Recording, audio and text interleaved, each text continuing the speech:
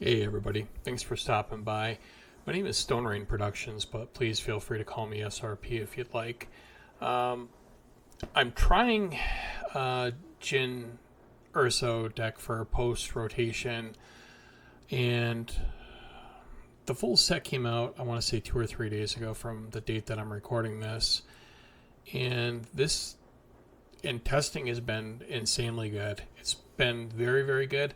I have seen a couple other lists that run not quite as aggressive as this, but certainly glad to go over this and explain what I mean by not as aggressive. Some of the choices that I have are potentially dangerous, but let's go over everything. Let's take a look at the deck as we always do and kind of go from there. And I'll explain why I'm choosing what I'm choosing here for my cards. First off, why are we using Jyn Erso? She's a new leader, and she does give us a card draw, but it's kind of not like anything we've had per se in the past. We've had Cassian before, but he hasn't been quite as good. This gives us card selection, which makes it very, very good. And its ability is... well, first off, she has Vigilance, Heroism, and she has an action where you can pay 1 and exhaust her. And if a friendly rebel unit was defeated this phase, search the top 3 of your deck for a card and draw it. Keyword, draw it. Put other cards on the bottom of your deck in a random order. She does deploy on 5, and she's a 3/6, and she's got the same ability that if when she attacks, you get to search the top 3 for a rebel card if a rebel was defeated. We're playing the 27 hit point base so that we can play something out of aspect. There's primarily 2 cards that we're going to focus on here with this. And yeah, this we don't need to use this a bunch, just once is fine. I have definitely different choices than I've seen in other people's lists, and I'll go over everything here now. But this list is nasty. It is fast. I was playing a deck and testing a couple of games where somebody was playing just a lot of hand hate, targeted hand hate, just to get the aggressive negotiations out of my hand, and it didn't matter because I was just too strong and I just ran them over anyway.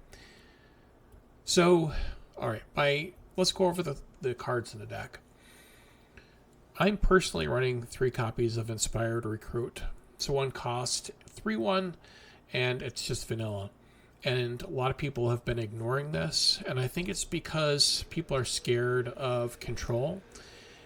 And my reasoning on this right now is, with the way the meta has been looking so far, with a lot of the more popular decks, I don't think control really has much of a chance right now, even though I'm a self-admitted control lover. Aggro is just too strong right now. And I honestly don't think that it's going to make a difference. We can sideboard out of this if we need to, or if control's a little bit more of a thing. If we see more Talzins, I guess Talzin's the big reason to not go with this route. But Aura, same thing. We can always alter the deck a little bit. And our X1s are 1 toughness things. That's really the thing that I'm taking the risk on. Just trying to go as aggressively as I can with this deck, as fast as we can. Very rebel oriented here. And it is slightly more risky than other versions I've seen, but I like it. It's been good for me so far in testing. Yeah, so the primary thing is if we're going to play against something like a Talzin, we just need to get the initiative and try to keep them off the force with this specific version. You can ultimately change the deck to get rid of this and one of the other cards coming up in a little bit to get rid of the X1s, but other than that, I think this deck is very well suited. I'm also running 3 copies of Nemik's Manifesto, and I wasn't running this in my first version, but kind of in looking at everything in here and realizing almost everything is a rebel already, giving the rebel trait doesn't mean a lot, but this when defeated really can potentially add a lot of damage. And this is a 1 cost upgrade that says attached to a non-vehicle unit. Attached unit gains the rebel trait, and when defeated, deal 1 damage to each enemy base for each other friendly rebel unit. we definitely get on the board, and we go pretty wide. So the +1/+1's fine. It's not particularly amazing, but the when defeated trigger is bonkers, and it really pushes this deck over the finish line. So even if we do put it turn 1, if we play this and put the Nemik's Manifesto on it, it's still 4/2 on turn 1 with, it's not going to do much when it's defeated, but if we have got other rebels, it's not a problem. Bodhi Rook has been very good so far. 2 cost, 2/4 rebel. I believe almost every unit in here is a rebel. Bodhi's got on attack, you may give a friendly rebel unit Sentinel for this phase, which is pretty good. Comes in handy at times. One of our non-rebel cards is Chio Fan, but I believe that this is just a necessary evil, unfortunately. 2 cost, 2/4 Underworld Bounty Hunter. On attack, you may choose 2 players. If you do, they each draw a card. We want to draw as many cards as we can. Yes, we're running Chopper in here as well, too. We are an aggressive negotiations deck, and I think that this card probably is going to end up getting banned at some point, just the way that the format is going. With the testing, it's pretty much all that you see is aggressive negotiation decks, even out of aspect. It's just bonkers. Chio's going to go a far way to enabling that.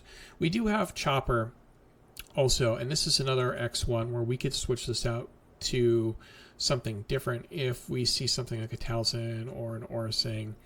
But I think that Talzin's probably more well positioned, honestly, and I think it's kind of a fringe case where we've got enough early drops where we can even play around that if we want. We've got 3, well, let's not count this one. We've got 3, 6, 9. We've got 9 turn 1 plays that are not 1 toughness. And if you want to count the ones that are 1 toughness, then we just added another 6. We've got 15 2 cost units here. So I think that we can play around those units if we need to, or those leaders if we need to. Chopper is good because it's a 4/1. We really would like to keep the initiative. That's primarily the thing that we want to remember with this, is that when we play this, we would prefer to keep the initiative with this specific unit, so we can at least get an attack in. And it has when this unit deals combat damage to a base, each player discards a card. I know it's a little counterintuitive with aggressive negotiations, but we can kind of make up for it later on with Chio, or we've got other cards where we can draw extra cards. But primarily, I think it's more important to get our opponent a little bit more behind on cards than ourselves, potentially. This is primarily just an aggressive slant anyway. It's a 4/1, and that's the reason why I'm trying it out here. And it's been very good so far. Karis Nemik is kind of a no-brainer. 2 cost, 3/2 with Hidden, and when it's defeated, you can disclose Aggression and Heroism. If you do, you get to play a Spy token and ready it. Just probably the best 2 cost unit in the game. I am deviating from a lot of people's build with this, Arvel Skeen. It's a 3 cost 4/3, which I'm not crazy about the hit points on this, but the attack is great.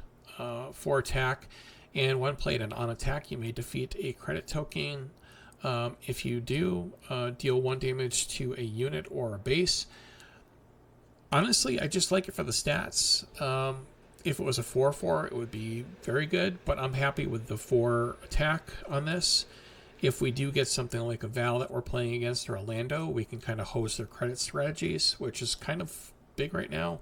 Lando's definitely one of the better leaders, in my opinion. We've also got 3 copies of Red 5, just the 3/4 in space. And on attack, we can deal 2 damage to a damaged unit. We're also running 3 copies of Red Squadron X-Wing. It's a 3/4 when played. You may deal 2 damage to this unit, and if you do, draw a card. Just another way for us to get an extra card. One of the reasons why we're playing the 27 hit point basis, so we have access to Sabine. I see a lot of people are playing the Outlaw, or the Outer Rim Constable, I think is his name. 3 cost, or 2 cost, 2/1 that just destroys an upgrade. I think it's a non-unique. I like this better personally, because it's not 1 toughness personally, for one thing. And second, we can play this early off of our base without really missing a penalty. And even later on in the game, I'm okay with playing this for 5 if we need to, because of the when it enters play, we're almost always going to have a blue vigilance unit in play, so that we're going to get the most out of her when played ability here. I've got 3 copies of Sabine's Masterpiece, just for the upside, because we have units in here that are, I believe, 1 of everything. Yeah, we've got the Cunning here, we've got Aggression. Naturally, we don't have Command, so we can trigger everything except for Command in here, which is fantastic. It's just been very good in testing. Aggressive Negotiations is just incredibly good. 3 cost event, attack with a unit. For this attack, it gets +1/+0 for each card in your hand. It's just incredibly good. If you're not playing it, you're probably playing your deck wrong. Unfortunately, that's the way that things seem to be going right now. I'm running 2 copies of Sudden Ferocity, just because we can play this from our resources with Plot. Just an upgrade that gives +3/+0, and we can put it on our leader or something else. The other unit that we can play with our 27 hit point base is Kanan, which is definitely the better card, I believe. But Sabine's good if we need to take out an upgrade on something. Kanan's just returns something to its owner's hand for 4 cost. Yes, we do have to play this out of aspect. We can do it with our base. But it's a 4 cost, 3/4, restore 1. When played, you may return a non-leader unit that costs 2 or less to its owner's hand. If you control a Command or Aggression card, which we're probably going to have an Aggression card, you may return a non-leader that costs 4 or less instead. It's just fantastic. I'm running 3 copies of Lando because I really like this Sentinel, and especially for this deck, and it's a Rebel. The -1/-0 is good. The stats aren't crazy, but 5 cost 4 or 5 with Sentinel, and when this is attacked, the defending unit gets -1/-0. Means that Lando's probably going to stick around to be able to handle at least 2 attacks into him, which I like. Zeb is on aspect. It's just fantastic. 5 cost, 4/4, Sentinel. When played, you get to deal 3 damage to another ground unit. Or if we control a Cunning or a Command unit, you get to deal 5 damage. In my testing so far, the Cunning part of this, the 5 damage, doesn't come up very often. But it did come up in 1 game, and it was fantastic. Either way, 3 damage is still good for the Zeb by itself. I'm running 1 copy of Cinta. Honestly, I don't think that we even need to run this. We could probably just bump up the Rebellious Hammerhead, but I've just got it in here as a 1 of. Was trying it out. I still haven't run into it in my testing so far. Rebellious Hammerhead has been very good. 6 cost, 5/7 in space. When played, you may deal damage to a unit equal to the number of cards in your hand. It's just been good to clear the way for something to finish off the game. And my finisher of choice in this deck is the Mandalorian, and that's primarily because we're an aggressive negotiations deck. Our leader draws cards. Yes, it's filtering, but it also says draw the card, so it does count for this. We've got Chio to trigger this as well. So we've got a couple different ways where we can draw cards. And yeah, it's just solid. Just a good card. But we're very aggro. We should be able to go pretty wide with this. I do kind of have just a ragtag sideboard right now. And I'll go over what I put in here, but primarily this is just really a maybe board. 2 Outer Rim Constables just for further upgrade hate. I've got the 3rd copy of Arvel Skeen to against other credit decks. I've got 2 copies of Let's Call It War, just good against other aggressive decks where we can kind of take back the board control, or board presence I should say, with this potentially. I'm running 2 copies of Rogue One, and the reason why, it's a 3 cost 3/3. When a friendly unit is defeated, look at the top 2 cards of your deck, put any number of them on the bottom of your deck, and the rest on top in any order. So with nested abilities, we can This doesn't really come up very often, but I like the fact that we can filter the cards with the Rogue One. And most of the cards in here are rebels.